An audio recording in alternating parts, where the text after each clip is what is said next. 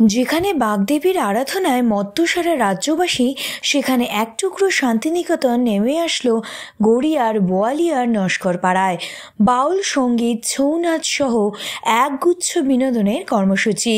এই অনুষ্ঠানে বিশেষ অতিথি হিসেবে যারা উপস্থিত ছিলেন তারা হলেন প্রাক্তন এসিপি ভক্তি নস্কর, ডক্টর নারায়ণ মিত্র, পিপি অজিত কুমার চৌবে, অ্যাডভোকেট ওম প্রকাশ সাউ, হিমাংশু শেখর, সন্তোষ তিওয়ারি, কিংসুক নস্কর, দেবাশিস বাগ সহ আরও বিশিষ্টজনেরা।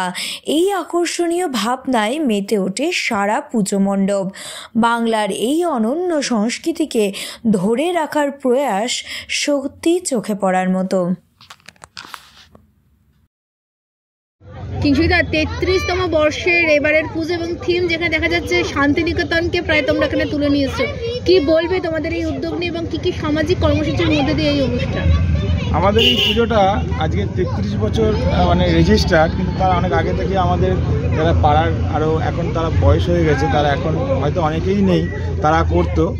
তারপর থেকে তারা আমরা তাদের ছেলেরা এখন ওটাকে আমরা এগিয়ে নিয়ে যাচ্ছি।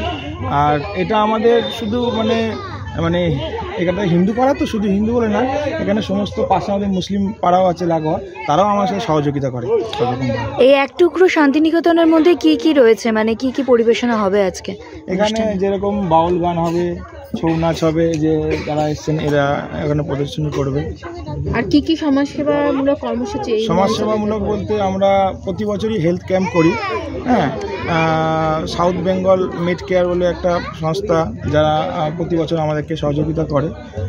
তারা হচ্ছে কি এবারে নতুনত্ব দাঁতের একটা ডেন্টাল একটা মেডিকেল ক্যাম্প আমাদেরকে উপহার দিয়েছে। চোখ তো সবসময় হয় আমাদের। আর তাছাড়াও আমরা যার ফিজিক্যালি সমস্যা আছে, শারীরিক সমস্যা, বয়স্কদের বা ইয়ং বা বাচ্চাদের, জেনারেল ফিজিশিয়ান এবং নানান রকম স্পেশালিস্ট ডাক্তাররা যার যেরকম সমস্যা হয় সেই অনুযায়ী তাদের ব্লাড টেস্ট টোটালি আমরা ফ্রিতে করি। আপনার নামটা? কিংসুক নস্কর। আমরা দীর্ঘদিন ধরে আমরা এখন বিভিন্ন ধরনের থিম এখান থেকে করে থাকি। এবারে আমরা এক টুকরো শান্তিনিকেতন এই থিমটা এবছরে করেছি। আজ 33 বছর অতিক্রম হলো। তা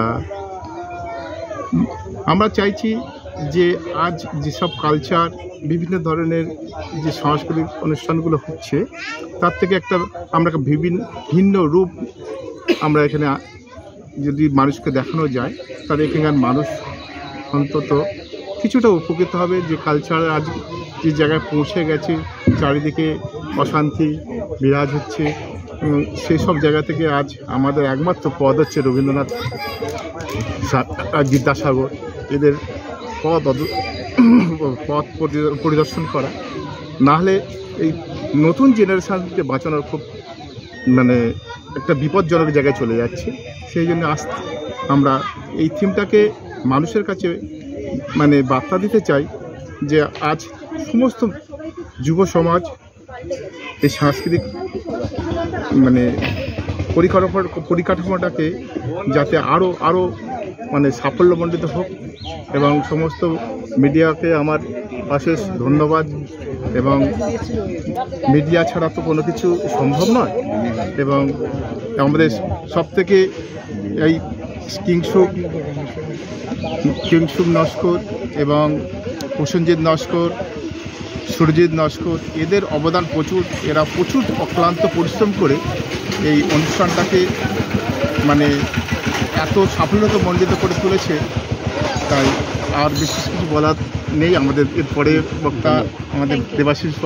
সর্বোপরি তোমাদের অক্লান্ত চেষ্টা এবং অক্লান্ত পরিশ্রমের ফলস্বরূপ ক্লাবের আমরা সবাই ক্লাবের সত্যিকারে সংস্কৃত যে মান্যতা দিয়েছে এরা, আমরা সবাই ক্লাব, তার পরিচয় এই ছৌ নৃত্য এবং বাউল। শান্তির বার্তা দেওয়ার জন্য এই পরিকাঠামো রাখা হয়েছে। আরও কিছু রয়েছে আমাদের পরপর কয়েকদিন। কালকে আমরা স্বাস্থ্য শিবির রেখেছি, আজকে রাত্রে বস্ত্র বিতরণ রেখেছি, বৃহস্পতিবার আমরা রেখেছি অন্নকূট রেখেছি। তো মোটামুটি প্রতি বছর কিছু না কিছু থিম চেঞ্জ হয়। সেরূপ 33 বছরে আমরা সবাই ক্লাব নতুন থিমে এভাবে সেজে গেছে। ধন্যবাদ আপনাদের উপস্থিতকে, ধন্যবাদ জানাই সবাইকে।